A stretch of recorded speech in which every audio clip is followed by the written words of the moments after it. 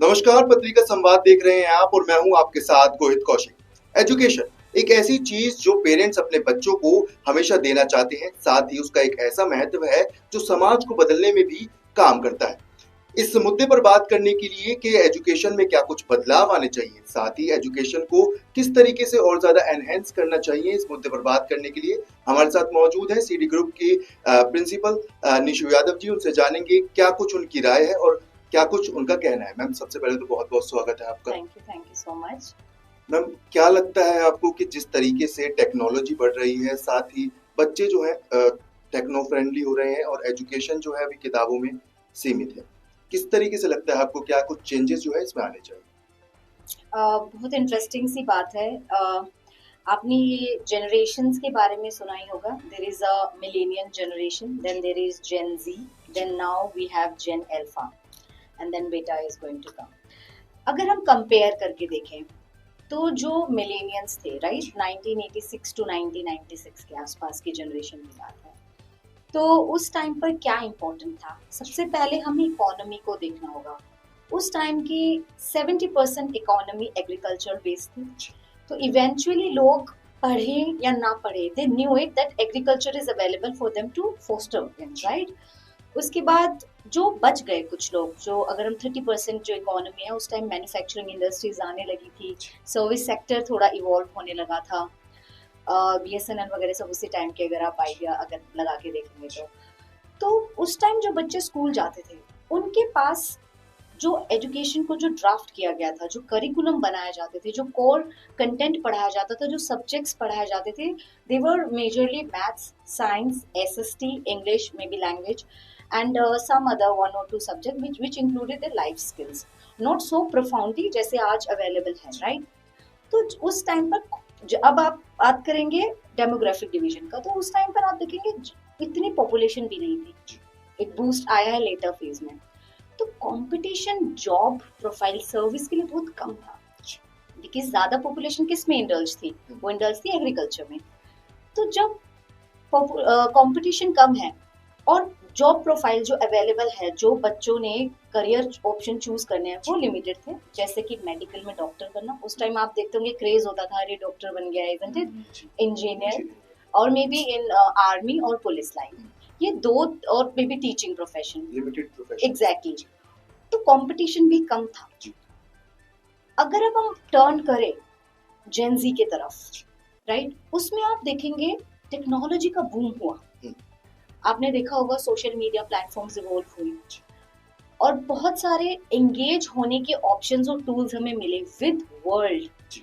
Facebook अगर मैं example लूं उसका, वो इतनी तेजी से वायरल हुआ। वो क्या कर रहा है? वो लोगों को सोशल कर रहा है, कनेक्शन बढ़ा रहा है, not within one country, information provide, exactly, not within one country, but it was globalized, isn't it? तो उसी ने ही ऑप्शंस क्रिएट करे, न्यू प्रोफेशंस के, जिन्हें आज हम जानते हैं, जैसे कि पॉडकास्ट हम कर रहे हैं, no one knew about it, और अब ये बूस्ट कर रहा है ये, right, it's a trending career option. इसी तरीके से आप देखेंगे इन्फ्लुएंसर्स हैं, and nobody in this era is away from technology and away from the social media platforms. अगर स्कूल को भी अपना कुछ प्रमोशन कर रहे हैं, they are using it. So definitely as you are putting this question up, कि क्या जरूरत है? Obviously जरूरत है। Scenario change हो गया है। We have moved into industrial revolution 4.0, not 3.0, 4.0, which includes AI, right? तो अब हम मशीनरी नहीं करते हैं, मशीनरी रिक्वायर्ड हार्ड वर्क, और उससे पहले जो टूल्स थे वो भी hard work. Now we have everything in one place, you just need to use them smartly. That's why we are moving from hard work to smart work. तो career options भी तो चेंज होंगे। तो अगर career options change हो रहे हैं, तो आपको लगता है क्या उसी एजुकेशन से या उन्हीं सब्जेक्ट से जो बच्चे पहले पढ़ रहे थे, आज के टाइम में सर्वाइव कर पाएंगे? आज अपनी जॉब्स को ढूंढ पाएंगे? बिल्कुल मुश्किल, राइट। तो हमें स्कूल्स को together we have to work on certain things which include, देखो, अगर हमें किसी को कुछ service, education is a service to our students, right, हम उन्हें कुछ प्रोवाइड कर रहे हैं, तो उनके नीड्स को बिना जाने या फ्यूचर में क्या नीड्स आ सकते हैं उनको बिना समझे आप बोगस तरीके से कुछ नहीं पढ़ा सकते हैं। And these students are far smarter than the millennials, isn't it? तो हमें हमें चेंज होना पड़ेगा विद टाइम, इजंट इट? तो पहले जो हम कोर कंटेंट पढ़ते थे, दे वर मेजरली 4-5 सब्जेक्ट्स जिनके लेवल्स इंक्रीज होते जाते थे, और 12th तक हम वही करते थे, राइट? उसी के बेसिस पर आप आराम से फाउंडेशन को स्ट्रॉन्ग करके आप बन जाते थे। आज बच्चों को कुछ नया चाहिए, राइट, यूजिंग टेक्नोलॉजी। तो अब जो करियर ऑप्शंस है और जो स्कूल्स को करना चाहिए, दिस इंक्लूड्स कि नीड क्या है, बच्चे क्या चाहते हैं। आप देखेंगे उस टाइम बड़ा ही रिजिड था, लोग रिस्क टेकर्स नहीं थे उस टाइम पर। इतना पढ़ो इंजीनियर बन जाओ, इतना पढ़ो ये वो, मे बी फाइनेंशियल या मॉनेटरी, हाँ रिस्ट्रिक्शंस, हाँ। लेकिन अब क्या है, आप कुछ भी चूज कर सकते हैं, आपके पास बहुत सारे ऑप्शंस हैं। ये पहले भी अवेलेबल थे, लेकिन डर था कि अगर हम चूज करेंगे और कुछ नहीं बने तो। अब धीरे धीरे आप देख रहे हैं, आप पेरेंट्स खुद शॉक्ड हैं कि जिन चीजों के बारे में हमने सुना नहीं था, ये कैसे करियर ऑप्शंस आ रहे हैं जी। आप देखिए कि आप एडिटर बन रहे हैं, कंटेंट क्रिएटर बन रहे हैं, isn't it? आप AI रोबोटिक्स पढ़ रहे हैं। इवन आज के टाइम में हर घर में एक सेलिब्रिटी भी है। Exactly, yeah. Yes, right. They want to do blogging, they want to share their life, right? तो उस तरीके से हमें काम करना होगा। तो ऐसे क्या नई चीजें हैं, अगर आप NEP को, हम एजुकेशन की बात करें तो NEP के बिना हम नहीं बात कर सकते, राइट? तो और आपने देखा होगा कि आज की एजुकेशन को समझते हुए, see somewhere we are influenced by west, हम इसको एक्सेप्ट करें या नहीं करें, हम उनसे अट्रैक्ट होते हैं वेस्ट से, कि वेस्ट में क्या आ रहा है। तो वेस्ट में ये पैटर्न चेंज हुआ। Obviously we know how this education system in India evolved and reached to this time. It was somewhere a contribution by Britishers. उन्होंने स्कूलिंग सिस्टम बनाया है जो फॉर्मलाइज आज हम फॉलो करते हैं, राइट? और उन्होंने वो सब्जेक्ट्स हमें इंट्रोड्यूस किया। However, in our ancient times we were reading all those subjects, but it vanished in between, and then it got reached people later on during British era. तो इस चीजों को समझते हुए हम कहीं ना कहीं आज भी उनसे इन्फ्लुएंस होते हैं। तो जैसे वो लोग करते हैं, maybe now children are becoming singers, right? They are singing online, they don't need, they are making their own videos, right? And they getting viral, isn't it? उसके अलावा आप एक्टिंग देख सकते हैं, they are you see so many comedians, they are making their own videos and we are watching them, isn't it? तो बच्चे कुछ इस तरफ मूव होना चाहते हैं, तो हम क्या पढ़ा रहे हैं? और इस तरफ आप देखेंगे ना रोहित, आप ऑब्जर्व करेंगे तो बच्चे, छोटी छोटी एज के बच्चे, 4-4, 5-5 साल के बच्चे, और उनके पेरेंट्स उन्हें सपोर्ट कर रहे हैं। आपको नहीं लगता वो बच्चे इसी उम्र से फाइनेंशियल लिटरेसी समझ रहे हैं? जैसे मैम हमारे प्रधानमंत्री भी कहते हैं कि जो बच्चे हैं वो आज के टाइम में एंटरप्रेन्योर्स बने, साथ ही जिस तरीके से वो जॉब कर रहे थे तो एक अलग फील्ड में आए। पर मैम कहीं ना कहीं इसको देखते हुए ऐसा नहीं लगता कि कहीं ना कहीं रिस्क भी है? बच्चे सीख तो रहे हैं, लेकिन जिस तरीके से टेक्नोलॉजी बढ़ रही है तो साइबर क्राइम के मामले भी बढ़ रहे हैं। छोटे छोटे बच्चे फोन चलाते हैं तो उनको भी काफी नुकसान होता है। अगर स्कूल उस तरीके को, उस बारे में भी अगर उनको नॉलेज दे तो वो भी उनके लिए हेल्पफुल हो सकता है। I completely agree. कहते हैं कि जब भी कोई चीज न्यू इवॉल्व होती है तो उसके साथ वो अपने bad effects and good effects दोनों कैरी करती है।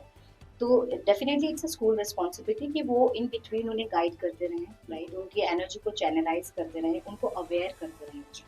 जैसे आपने एंटरप्रेन्योरशिप की बात की, स्टार्टअप की बात की, why not schools teach that? अब स्कूल को स्ट्रगल होता है कि उसको शुरू कैसे करें। ऑलरेडी हमारे पास इतने सारे सब्जेक्ट्स हैं, you get 7 periods in a day, तो आप कैसे एग्जीक्यूट करेंगे, राइट? बट अगर हम कोशिश करें तो चीजें हो सकती है। For example in our school what we have done, government has made it CBSE especially they have made it mandatory to have 10 bagless days, right?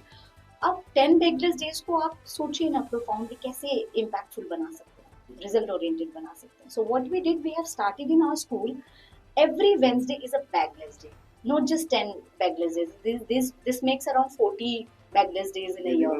शायद जिस तरीके का थॉट प्रोसेस आपने बताया, किसी स्कूल में अब तक शायद ऐसी चीज नहीं है। Yeah, I think and they must start. It's very productive. क्योंकि बच्चों की स्किल्स को हॉन्च करना है। आप समझ रहे हैं, स्पीकिंग स्किल्स बहुत इंपॉर्टेंट है आज के टाइम पर। आप अगर you can not present yourself, you can stand anywhere, right? तो उसमें हम लोग क्या करें, हम लोग PD की क्लासेस देते हैं। हमने पूरे डे को डिवाइड किया हुआ है, into different periods. Ji It begins with a special assembly where they enjoy Zumba, they introduce themselves. There is a talent round goes on in the entire assembly time. So जिस बच्चे को कुछ भी talent दिखाना है, they come up.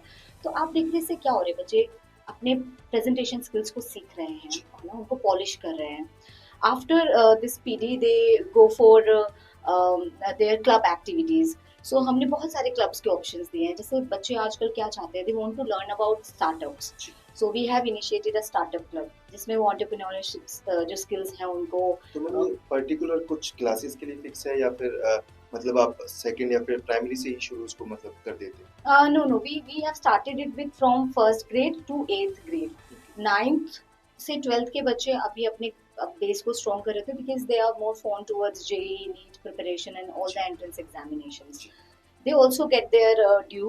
उनके भी activities होते रहते हैं in between which help them in in their particular field.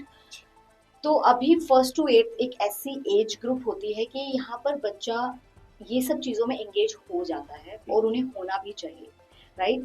Then 9th to 12th में जब वो जाएगा तो वो अपना सेपरेट टाइम डेडिकेट करेगा. Let us introduce at least, right.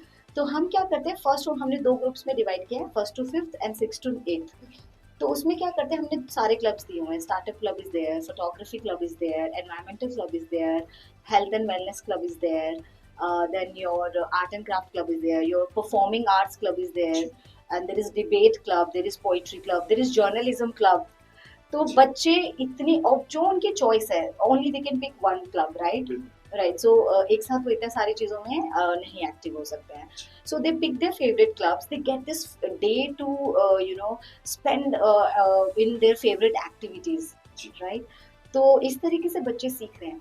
तो हाँ, हम जानते हैं स्कूल्स के साथ टाइम कॉन्स्ट्रेन होता है और हमारे पास डेज भी लिमिटेड होते हैं, हमें सिलेबस भी कवर करना होता है. बट अगर हम बच्चों को इंट्रोड्यूस नहीं करेंगे इन चीज़ों से तो वो कैसे रेडी होंगे? जी मैम, एक चीज़ ये भी है कि क्या पेरेंट्स इस चीज़ से एग्री हैं? क्योंकि कुछ पेरेंट्स की जो थिंकिंग होती है वो काफ़ी लिमिटेड होती है. वो सोचते हैं कि बच्चा स्कूल जाए, भरा हुआ जो बस्ता है वो लेकर अपने स्कूल जाए, बैग में किताबें भरी हों और फिर वो स्कूल जाके पढ़े, आए, ट्यूशन जाए, और ये शेड्यूल बच्चों का आजकल फिक्स कर दिया जाता है. पर जिस तरीके से आप सीडी ग्रुप ये काम कर रहा है, तो क्या पेरेंट्स इससे एग्री?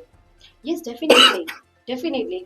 सी, पेरेंट्स भी समझ रहे हैं कि क्या ज़रूरी है आज के टाइम पे. आप अभी मैं न्यूज़पेपर में पढ़ रही थी कि एक कंपनी में जॉब के लिए अराउंड 4-5 lakhs यूथ पहुंचे हैं. आप इसका मतलब समझ पा रहे हैं कि जॉब्स कितनी कम अवेलेबल है. As you know, AI replace कर रहा है, रोबोट्स रिप्लेस कर रहे हैं हमारी जॉब्स को. तो उसके अलावा ऑप्शंस क्या हैं, कहाँ जाएंगे बच्चे? मतलब जिस तरीके से टेक्नोलॉजी आ रही है, तो पर कहीं ना कहीं ये टेक्नोलॉजी जो है वो ह्यूमन मेड है. तो बच्चे इस टेक्नोलॉजी को लेकर किस तरीके से अभी सीडी ग्रुप में काम कर रहे हैं? They are appreciating it. We have our robotics and AI classes that take place once in a week for these classes. तो हमारे पास हमारे रोबोटिक्स के टीचर हैं और हम एक सर्टिफिकेट कोर्स चलाते हैं, एडवांस एआई सर्टिफिकेट कोर्स करके. वो स्टेम से एसोसिएटेड है, राइट. तो स्टेम ऑर्गेनाइजेशन जो है वर्ल्ड लेवल पर काम करती है, उनसे उन्हें वो सर्टिफिकेट मिलता है. See, what is required these days whenever you go for any job, right, and if you are entering into any field, they don't ask for your certificates and degrees. First of all, they want to see, have you got those skills which are required to to take this company or maybe this institute to greater heights. तो उसमें certificate हम सिर्फ एक recognition के लिए देते हैं, acknowledgement के लिए देते हो कि this child has worked and this child has learn this thing.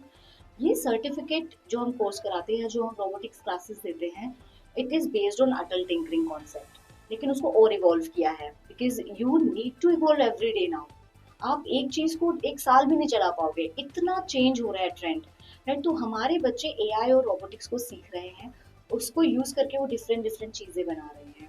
जैसे भी एक बच्चे ने बनाया है आपका ये AQI, एयर क्वालिटी इंडेक्स, और वो बच्चों ने हमारे स्कूल के रिसेप्शन पे रखा है. सो आज के टाइम में अगर देखा जाए तो बहुत एसेंशियल है. एग्जैक्टली. जिस तरीके से एयर क्वालिटी जो गुड़गांव की है वो खराब हो रही है और पूरे देश में बहुत ज्यादा फेमस हो गया अपनी एयर क्वालिटी को लेकर. राइट. तो इस तरीके की इनोवेशन अगर बच्चे कर रहे हैं तो कहीं ना कहीं उनका ब्रेन शार्प हो रहा है और कई चीजें जो है वो सामने आ रही है. उन्होंने उसको यूज किया है AQI को, वो अपने घर लेकर गए हैं. तो जो ज्यादा पॉपुलेटेड एरिया में रहते हैं उन्होंने उस डिफरेंस को नोट किया है और हमारा स्कूल जहाँ एस्टेब्लिश्ड है, इट्स अ ग्रीन लशी एरिया, वहाँ का AQI हमेशा कम रहता है नेचुरली, अगर आप देखेंगे। सो वहाँ से हम उनको ये पता चल रहा है indirectly what is the importance of planting trees, isn't it. वो वहाँ से कंपेयर कर रहे हैं। अब जब वो कंपेयर कर रहे हैं तो आप सोचिए वो बच्चा क्या क्रिएट करेगा आगे जी जाकर। तो मैम इसको लेकर कहीं ना कहीं गवर्नमेंट जो है वो अप्रिशिएट बच्चों को करती है, या उसको लेके गवर्नमेंट कुछ काम कर रही है? Yes, government appreciated. गवर्नमेंट का एक वो है, एक प्लेटफॉर्म है, एक साइट है उनकी, नेशनल इनोवेशन फ्रेमवर्क करके, जहाँ पे बच्चे अपने इनोवेशंस को शेयर करते हैं और गवर्नमेंट उन्हें यूज भी करती है। एंड यू ऑलरेडी नो कि गवर्नमेंट जो है स्टार्टअप इंडिया को लेकर बहुत सीरियस है जी और वो उसमें फंडिंग भी देती है। तो उन चीज़ों को यूज करते हुए डेफिनेटली हम आगे बढ़ सकते हैं। और बहुत ज़्यादा स्टार्टअप्स आए भी हैं पिछले साल, अगर आपने ऑब्जर्व किया हो तो डेटा यही कह रहा है, राइट। तो गवर्नमेंट का सपोर्ट फुली है, बट एज प्राइवेट इंस्टीट्यूट्स और ऑर्गेनाइजेशंस हम क्या प्रोवाइड करें to our parents and children, that also matters a lot. क्या हम अपडेटेड हैं और how can we get our children to those benefits जो गवर्नमेंट प्रोवाइड करती है, if they have any idea. Ma'am Gurugram में अगर देखा जाए तो हजारों स्कूल्स हैं, कुछ ऐसे भी हैं जिनको मान्यता नहीं मिली हुई पर वो स्कूल्स चला रहे हैं, कुछ ऐसे हैं जिनको मान्यता मिली हुई है। लेकिन सीडी ग्रुप्स में ऐसा क्या यूनिक है, क्या यूएसपी है आपका कि जो पेरेंट्स हैं वो स्कूल से अट्रैक्ट हो, साथ ही अपने बच्चों को जो है वो यहाँ पर भेजे और कुछ ऐसी चीजें सीखे जो आज तक किसी स्कूल ने ना सिखाई? हाँ, डेफिनेटली। एक बहुत बड़ा पॉइंट है हमारे पास। अगर आप देखेंगे तो अभी भी एग्जाम्स, या अगर आप 5-6 साल पहले देखें तो एग्जाम्स कैसे होते थे, पेपर पेन पे होते थे। बिल्कुल। अब आप देखेंगे पैटर्न चेंज हो रहा है। For all the competitive exams बच्चों को CP करना पड़ता है, कंप्यूटर बेस्ड एग्जाम करना पड़ता है। जी तो हम लोग क्या करते हैं इन आवर स्कूल, हम बच्चे को 4th onwards, because 2nd grade 3rd grade तक तो मदर टीचर के पास रहते हैं, वो अपनी राइटिंग स्किल्स को इम्प्रूव कर रहे हैं, तो हम उसको डिस्टर्ब नहीं करते हैं। 3rd ग्रेड तक बच्चा सेंटेंसेस प्रॉपर बनाने लगता है और प्रॉपर हैंड राइटिंग में इम्प्रूवमेंट ले आता है। 4th ऑनवर्ड्स हम क्या करते हैं, 4th टू 9th ग्रेड, क्योंकि 10th में अगेन अभी भी बहुत पैटर्न चेंज हुए हैं। सो आई टेल यू कि क्या हो रहा है ना, कहाँ चैलेंजेस और कैसे उसे ओवरकम करना है। To prepare and to train our children for future computer based test in exams, हम उनके मैक्सिमम एग्जाम्स कंप्यूटर पे लेते हैं। Our school, 71 branch, it has 350 plus computers in our branch. सभी बच्चे कंप्यूटर पर एग्जाम देते हैं, तो उनके लिए इतना इजी हो जाता है जब वो कॉम्पिटिटिव एग्जाम्स में बैठते हैं कि उनको पता है कितनी स्पीड में, टाइम ड्यूरेशन क्या है। एज यू नो, टाइम के लिए इतनी बड़ी बात कही गई है कि अगर आपको 1 महीना दे दिया जाए काम करने के लिए तो आप 1 महीना ही लेंगे, अगर आपको 1 दिन दिया जाए तो आप उस काम को 1 दिन में भी कर सकते हैं। सो टाइम की वैल्यू को हम समझा रहे हैं बच्चों को कि कितना इंपॉर्टेंट है आपकी टाइपिंग स्पीड्स को इम्प्रूव करना और इतने टाइम लिमिट में कैसे काम करना है। तो टाइम कॉम्पिटेंसी भी हम बच्चों को समझा रहे हैं। आजकल टाइम मैनेजमेंट बहुत जरूरी है, राइट, जिससे स्ट्रेस नहीं बिल्ड होता है, बच्चा टाइमली अपना काम कंप्लीट करता है, it enjoys all other activities along with the academics. एक ये बड़ा पॉइंट था, सो सॉरी। उसके अलावा एज आई टोल्ड यू कि क्लब एक्टिविटीज पर हम ज्यादा ध्यान देते हैं, एटलीस्ट इन अ वीक, कि बच्चा प्रॉपर डे स्पेंड कर रहा है। फॉर एग्जाम्पल जो बुक्स हम यूज करते हैं, it's a very good publication that we have introduced. पहले क्या होता था कि आपको सिर्फ चैप्टर पढ़ना है, क्वेश्चन आंसर्स करने हैं और ये मे बी आपका वर्ड मीनिंग करना होता है एंड दैट्स इट, मतलब रट्टाफिकेशन एक टाइप से रोट लर्निंग। अभी टाइम्स हैव चेंज्ड। जो हमारे पास अभी बुक्स हैं, उन बुक्स में अगर आप देखेंगे, उस बुक में हर टॉपिक से रिलेटेड एक एक्टिविटी है। फॉर एग्जाम्पल अगर ग्रैंड पेरेंट्स के बारे में, अबाउट फैमिली के बारे में, तो बच्चे को सेंसिटाइज करने के लिए उसमें एक एक्टिविटी है या एक एक्सकर्शन दिया हुआ है, एक्सप्लोर ऑप्शन दिया हुआ है कि आप, अब आजकल प्रॉब्लम ये है कि ग्रैंड पेरेंट्स को लोग उनके साथ कंपैटिबल नहीं है, तो क्या कर रहे हैं, उनको छोड़ रहे हैं या इग्नोर कर रहे हैं। एक जनरेशन गैप एक रीजन है। So how can we build that? Do you think students we should bring our hands together with our old generation to take words of wisdom from them, to understand what plight they go through? Let's take a visit to the grandparents orphanage. मतलब ये चीज भी आप उस chapter में नीचे activity है। और जब तक, अब पहले क्या होता था, आपने ग्रैंड पेरेंट्स क्या होता है, फैमिली ट्री बना दो, हो गया। तो क्या हम बच्चों को ये करा रहे हैं? For example there is a theme community helpers. आप कम्युनिटी हेल्पर्स को आप देखेंगे इतना Instagram and other platforms it's filled with cobbler बन के बैठ गए हैं, टेलर बन के बैठ गए हैं। ये एक्चुअली जो लर्निंग ऑब्जेक्टिव है एनईपी से जब आप अपना करिकुलम फ्रेमवर्क बना रहे हैं तो उसमें आपको ध्यान रखना है what are your learning objectives and what are the outcomes, right. तो आप अपना आउटकम पहले सेट कीजिए ना ऑब्जेक्टिव के साथ कि मैं कराना ये चाह रही हूँ पर आउटकम क्या निकलेगा। तो आप कम्युनिटी हेल्पर्स अगर उन्हें सिखा रहे हैं तो आप कॉबलर ये सब सिखा दिया, बट कम्युनिटी हेल्पर जो थीम आपको मिला है वो बच्चे को एक गुड कम्युनिटी हेल्पर बनाने के लिए है, उसके लिए तैयार कीजिए।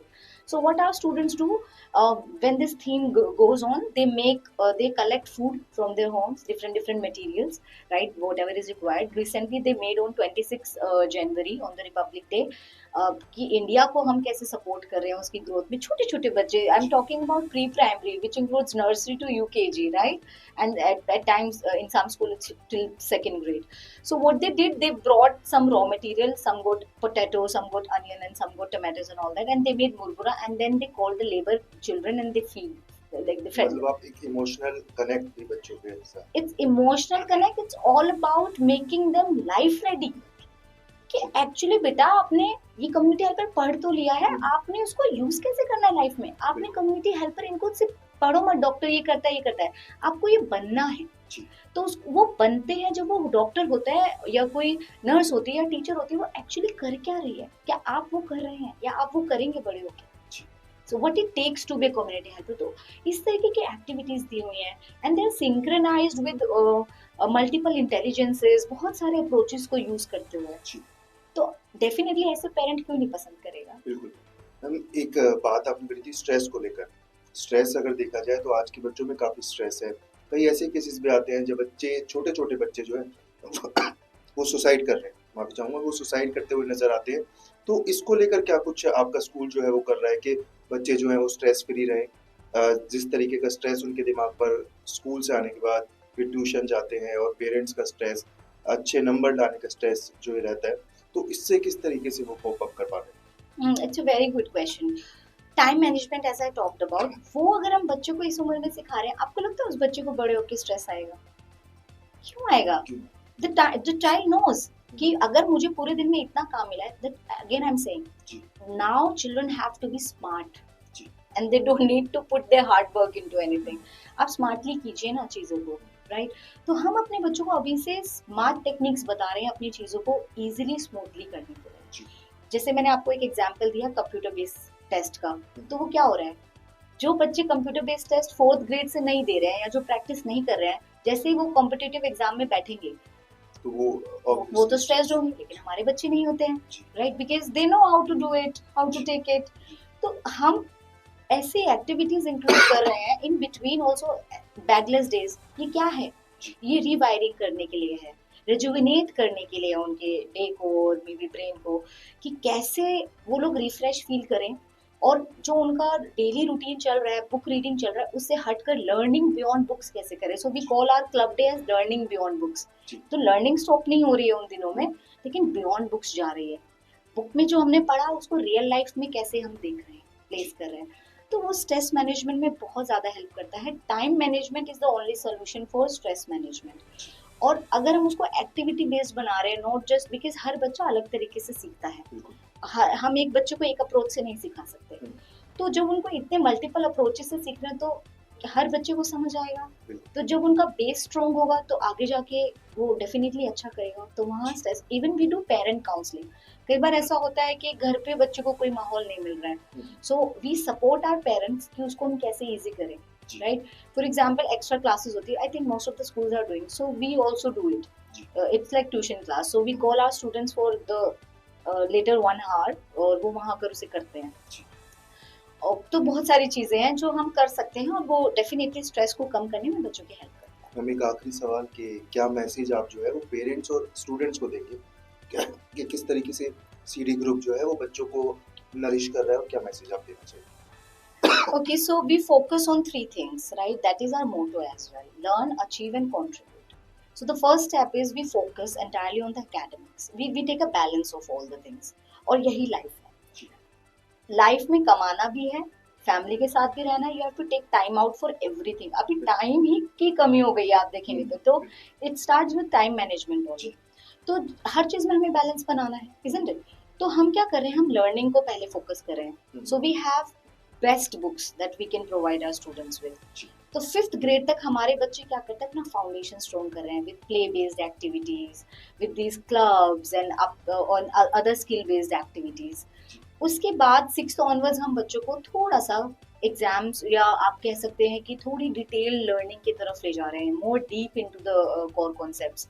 तो उसके लिए थोड़ी सी जेई बेस्ड बुक बनाई हुई है हमने, लगाई हुई है. नीट की प्रिपरेशन जो 6 से सेट कर रहे हैं हम, not from 9th and 11th, and we're not charging anything extra. There are some schools who charge extra for that कि अगर आपको JEE इसका कराना है तो ऐसे करा लेते हैं.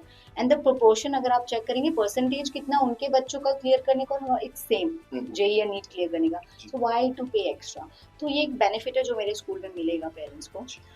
लर्न हो गया बच्चे ने, अब अचीव करना है. After learning all that, they go for competitions and they fight, they sit in the competitions, they win it. After winning it, how are they contributing? Contribution पर हम ज़्यादा फोकस करते हैं. Learning doesn't stop at achieving, it stops at contributing. हम अपने students को problem solvers बना रहे हैं. When you are a problem solver, you are a contributor in your society and in your country, maybe in the world. So this is the line we are working on. तो आपके बच्चे का 360 holistic development हमारे school में होगा, because we focus on all the areas that are needed to be uplifted and enhanced and polished. जी, बहुत बहुत शुक्रिया मैम. तो ये थे हमारे साथ सीडी ग्रुप की प्रिंसिपल निशु यादव जी, जिन्होंने बताया कि किस तरीके से सीडी ग्रुप जो है वो बच्चों को फ्यूचर रेडी बनाता है, साथ ही किस तरीके से उनको टेक्नोलॉजी से फ्रेंडली करवाता है और आने वाले भविष्य के लिए उनको तैयार करता हुआ नजर आता है. ऐसी तमाम जानकारियों के लिए देखते रहें पत्रिका संवाद.